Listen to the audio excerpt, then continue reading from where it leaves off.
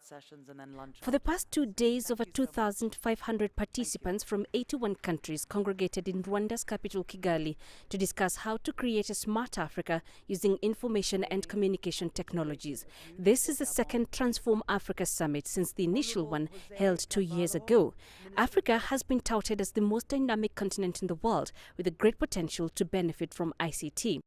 Our task, your task, is to create an enabling environment where ICT is at the center of development programs, facilitating good governance and public access to government information and services, adding value to exports, and fostering entrepreneurship and self-employment for young people, as well as the smart and efficient use of water, power, and roads.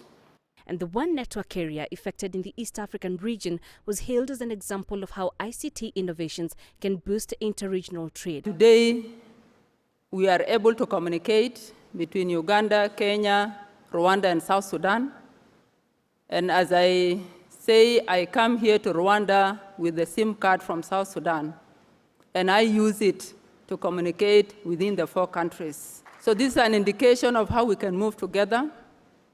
The roaming charges have been removed, the traffic has increased, and a lot has happened in terms of communication of the public.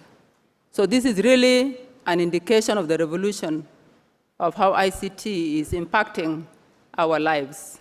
But as Africa discusses how to move forward and become a global player, several challenges remain. The difficulties are always found in a number of things that are very critical for that. One is policies that will allow whatever you are doing to move forward. Is skills, training people to understand this potential and the tools thereof, and therefore build on that for different kinds of innovations that can come out of that. 3 is the infrastructure that has to be in place to support these intentions. The other is about finance, resources, because resources have to be found to invest, to make all this happen.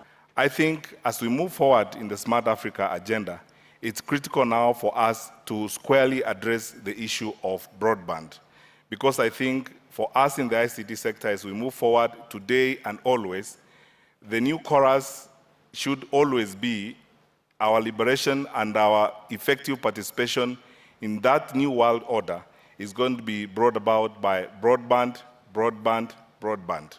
And we have to discuss all aspects of it and figure out how we can expand the broadband footprint on the continent, because only then will we participate effectively in the new communication community where ICT is indeed a driver of development. It is hoped by 2020 at least $300 billion will have been raised in the ICT sector, and that all players will commit to ensuring that the agenda for ICT development in Africa is realized. Peninah, Karibe, CCTV in Kigali, Rwanda.